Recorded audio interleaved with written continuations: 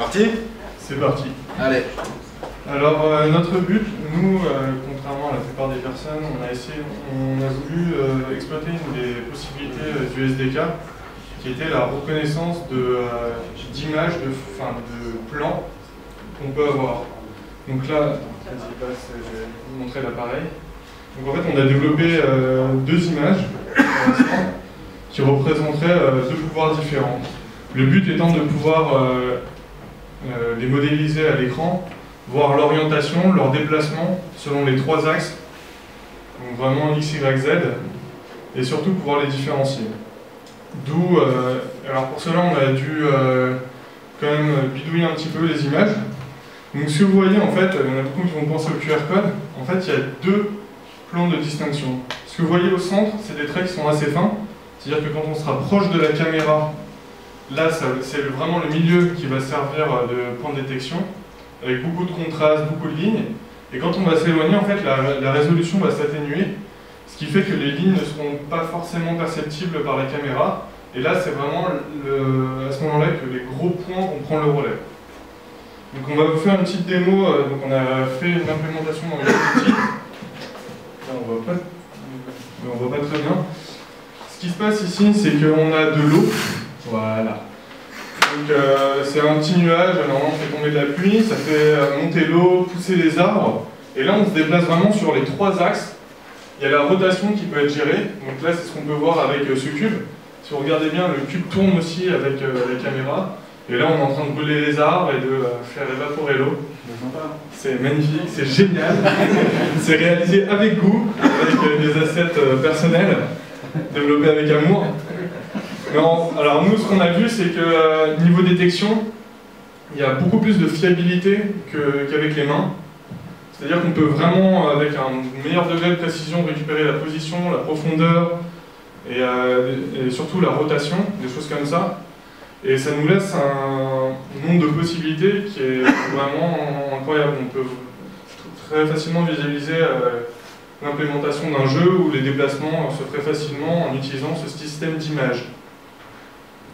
Donc après ça peut être déplacer un petit personnage, pouvoir justement jouer sur cet aspect pouvoir, ou alors ce qu'on a, je pense que certains d'entre vous connaissent peut-être Skylanders, enfin voilà, en gros c'est des petits personnages, sauf que là avec une image ça marcherait très bien et on pourrait modéliser le petit personnage en fonction de l'image, le déplacer, qu'il ait des pouvoirs particuliers. Et là vraiment, nous ce qu'on a c'est tout ce qui est l'aspect localisation, rotation, tout ça, c'est présent et on va essayer de développer un maximum de... On va peut-être explorer la possibilité de faire d'autres petits jeux qui exploitent ces techniques. Donc voilà. Vous avez des choses à ajouter? Non, j'ai appris Unity.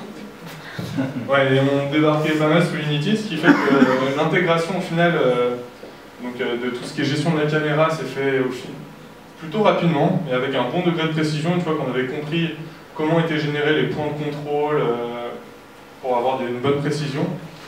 Et par derrière, au niveau Unity, on découvre un peu, donc ça va s'améliorer dans les semaines à venir.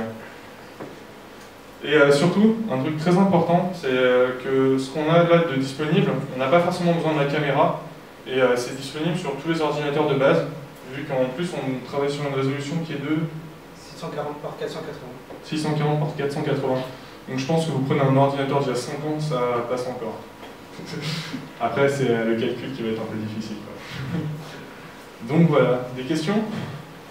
Ouais, je peux essayer. Certainement pas. Là c'est plutôt gros comme objet physique. Ouais, en fait, avec un truc énorme dans la main comme ça. On avait essayé, alors le plus petit qu'on a c'est celui-là, mais j'ai pas les images dessus malheureusement. Mais la dernière fois qu'on avait essayé, ça marchait bien aussi au final. Ouais. Par contre, en fait, alors le seul truc qu'on va avoir, c'est qu'au final, vu qu'on se place par rapport à la taille de l'objet, il va avoir l'impression que sur un écran comme ça, on va être beaucoup plus loin, juste parce que l'écran est plus petit. Voilà. Donc voilà, il faut calibrer, il faut juste gérer un petit peu au début, et après, ça passe tout seul. Et bien sûr, après on a voulu, donc par derrière, on peut très bien prévoir l'utilisation des mains pour, par exemple, si on a un nuage électrique et qu'on met un doigt quelque part, ça fait un éclair du nuage au doigt, des petites choses comme ça qui peuvent être sympathiques. Donc voilà. Des questions? J'ai juste une question, je ne suis pas sûr d'avoir compris la dernière chose que tu as dit. En gros, tu dis que tu ne te sers pas de la caméra infrarouge qui te donne le Z, tu te sers que de la caméra RGB? Exactement. D'accord. Et on travaille en RGB 24. Donc c'est vous qui avez développé en fonction de... Non, c'était déjà présent. On a juste effectué quelques configurations. Et c'était déjà présent dans l'outil... c'est comment déjà? CV... Fusion CV. Voilà. Donc on a juste eu à créer les images, les calibrer. Donc il y avait la calibration de près, ça se fait, on lui donne l'image directement. Mais celle de loin, en gros la caméra prend une photo de nous de loin et on lui dit l'endroit où se trouve l'objet. Et c'est comme ça qu'on a les deux. Donc voilà. C'est marrant de brûler les arbres. Hein. Comme quoi notre jeu est vachement plus fun que les jeux où on tue des petits monstres. Faut les faire pousser quand même, les arbres. Ah, ça y est, j'ai fait pousser des points. Pour régénérer la nature. Eh ben merci, bravo.